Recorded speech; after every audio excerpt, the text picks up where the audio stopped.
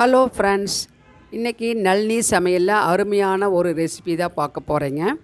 இந்த ரெசிபி நீங்கள் பார்த்த உடனே கண்டிப்பாக செய்வீங்க. அந்த அளவுக்கு டேஸ்ட்டில் பக்காவாக இருக்குது. இது ஒன்று செஞ்சு வச்சுட்டேன்னு சொன்னோம்னா இட்லி, தோசை, சப்பாத்திக்கு ரொம்ப அருமையாக இருக்குது. எந்த சைட் டிஷ்ஷும் செய்யணும் அவசியம் இல்லை. உங்களுக்கு தெரிஞ்சிருக்கும். இன்றைக்கி நம்ம செய்ய போகிறது தக்காளி தொக்கு தான்.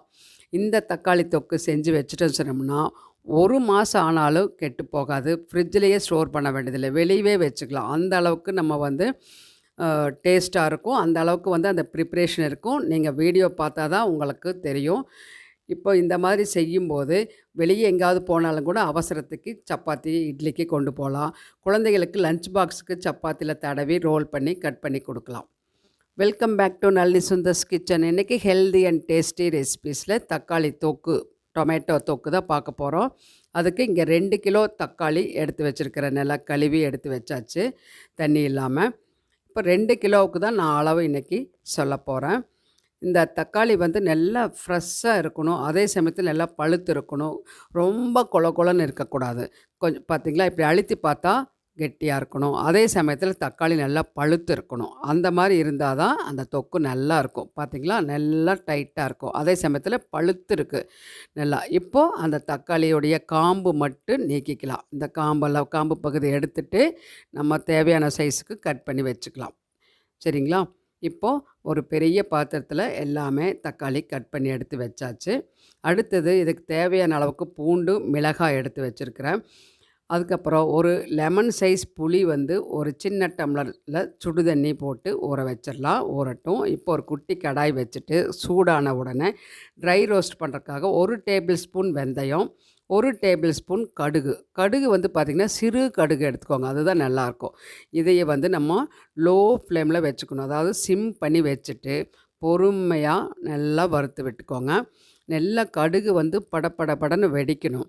அந்த வெந்தயமும் நிறம் மாறி வரணும், கருகாமல் எல்லாம் வறுத்துக்கணும். தெரியுது அவங்களுக்கு, கடுகு நல்லா பொரியுது.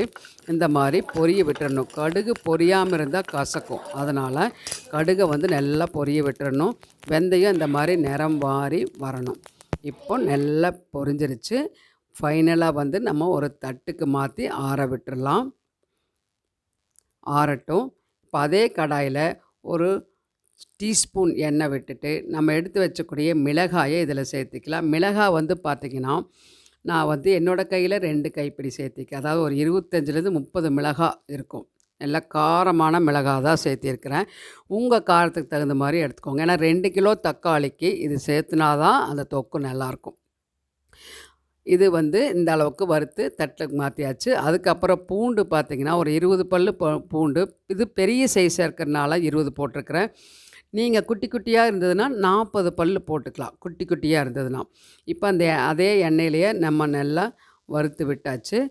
இப்போ இந்த அளவுக்கு நிறம் மாதிரி இதையே நம்ம ஆறிச்சு கடுகு வெந்தயத்தை பொடிச்சு எடுத்துக்கலாம். முதல்ல இந்த மாதிரி பொடிச்சு எடுத்தாச்சு. பல்ஸில் போட்டு அந்த பவுடரை தனியாக மாற்றி வச்சுட்டு அதுக்கப்புறம் மிளகாயை அதே ஜாரில் அடிச்சுக்கலாம். அந்த வெந்தயம் கடுகு பொடி தனியாக எடுத்து வச்சுருக்கிறேன் நான். இப்போ மிளகாயை அடிச்சுட்டு வந்தேன் இல்லைங்களா, அது கூடவே நம்ம வறுத்து வச்சக்கூடிய அந்த பூண்டையும் சேர்த்து அந்த எண்ணெய் இல்லாமல் முதல்ல சேர்த்து அதையே பல்ஸில் போட்டுக்கலாம். அப்படி போடலை அப்படின்னு சொன்னால் அந்த பூண்டு நீங்கள் தாளிக்கும் போது வேணாலும் முழுசாக போடலாம், அது உங்களுடைய விருப்பம். நான் இது கூடவே சேர்த்திட்டேன். இப்போ கட் பண்ணி வச்சுருக்கிற தக்காளி ரெடியாக இருக்குது. இதையை ஜாரில் சேர்த்து பியூரியாக அடிச்சுக்கலாம். ஒரு பெரிய பவுலில் இந்த தக்காளி பியூரியை சேர்த்திக்கலாம். மிச்சக்கூடிய எல்லா தக்காளியும் அதே மாதிரி 2 டைம்ஸோ 3 டைம்ஸோ போட்டு நம்ம அடித்து எடுத்து வச்சாச்சு. இப்போ தக்காளி பியூரி ரெடி ஆயாச்சு. இப்போ ஒரு கனமான கடாய் வச்சுட்டு 100 ml நல்லெண்ணெய், செக்கு நல்லெண்ணெய். அதுக்கப்புறம் 100 ml நம்ம டெய்லி யூஸ் பண்ணக்கூடிய ரிஃபைண்ட் ஆயில் 200 ml, 2 கிலோவுக்கு 200 ml சேர்த்திக்கிறேன். இப்போ கடுகு, கொஞ்சம் போல் வெந்தயம், கொஞ்சம் சீரகம், இது வாசனைக்காக தாளிப்புக்கு போட்டிருக்கிறேன். நல்லா பொரிய விட்டுருங்க. அதுக்கப்புறம் ஒரு 4-5 துண்டு பெருங்காயம், கட்டி பெருங்காயம் போட்டால் நல்லாயிருக்கும், அதனால் கட்டி பெருங்காயம் சேர்த்திக்கிறேன். இப்போது 4 கொத்து கருவேப்பிலை சேர்த்திக்கலாம். முதல்ல நம்ம இந்த மிளகாயும் பூண்டு அரைச்சோம் இல்லைங்களா, அந்த பேஸ்ட்டை சேர்த்திக்கலாம். ஜாரில் கம்ப்ளீட்டாக எடுத்து போட்டுட்டு போட்டாச்சு. இப்போ வந்து நல்லா அந்த எண்ணெயில் கலந்து விட்டுடலாம். மிளகாயும் பூண்டு வறுத்த தான் நம்ம இப்போ சேர்த்திருக்கிறோம். சரிங்களா? அந்த வெந்தயம், கடுகு பொடி தனியாக இருக்குது. அது வந்து எப்போ சேர்த்தணும் அப்படின்னு நான் சொல்கிறேன். இப்போ பாருங்கள் எண்ணெய் பிரிஞ்சு வருதா? இந்த டைமில் நம்ம அடித்து எடுத்து வச்சக்கூடிய இந்த தக்காளி பியூரியை இப்போ சேர்த்திடலாம். கம்ப்ளீட்டாக சேர்த்தியாச்சு.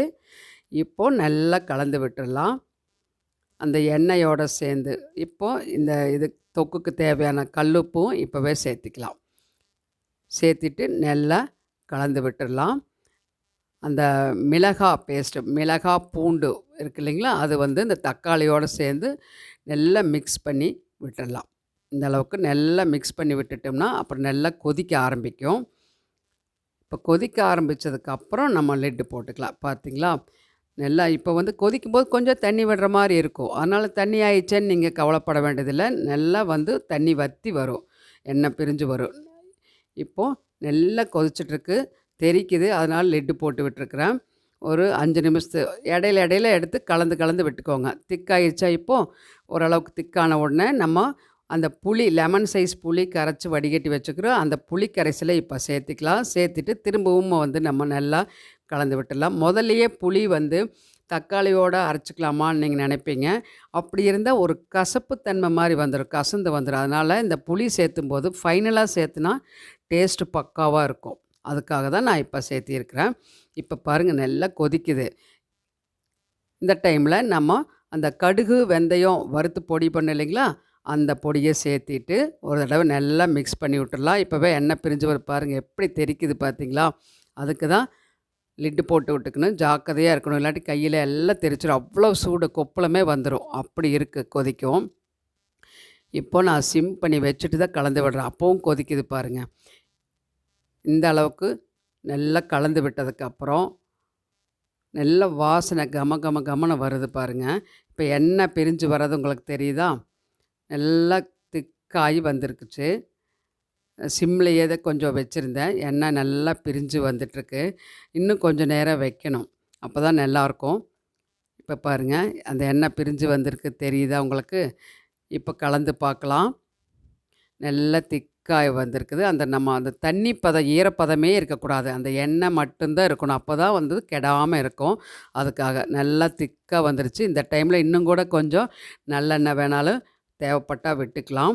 நம்ம வந்து எண்ணெய் நிறைய பிரிஞ்சு வந்துருச்சு, அதனால் வந்து எண்ணெய் சேர்த்துல. வேணும்னா நீங்கள் சேர்த்திக்கலாம். சாப்பிடும்போது ஊற்றி சாப்பிட்டுக்கலாம். அப்போ வந்து இன்னும் டேஸ்ட் நல்லாயிருக்கும். அதுக்காக நான் இது போதும்னு சொல்லி விட்டுட்டேன். சூப்பரான தக்காளி தொக்கு நம்ம வீட்டில் ரொம்ப ரொம்ப சூப்பராக பண்ணியாச்சு. இப்போ வந்து கொஞ்சம் ஆறுனதுக்கப்புறம் இந்த மாதிரி ஒரு கண்ணாடி பவுலில் மாற்றி வச்சுக்கலாம். மாற்றி மூடி போட்டு வச்சுட்டோம்னா ஃப்ரிட்ஜில் ஸ்டோர் பண்ணுற மாதிரி தான் பண்ணிக்கோங்க. வெளியே ஒரு பாட்டில் வச்சுக்கலாம்.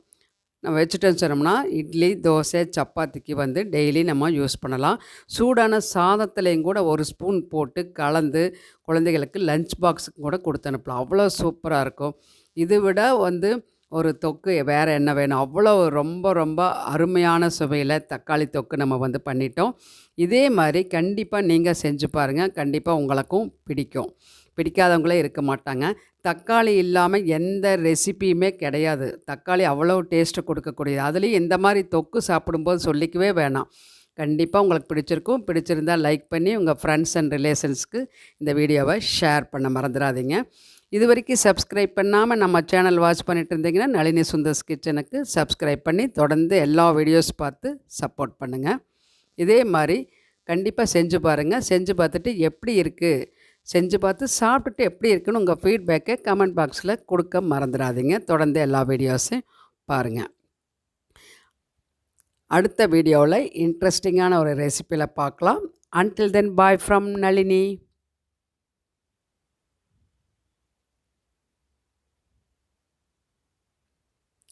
Thank you.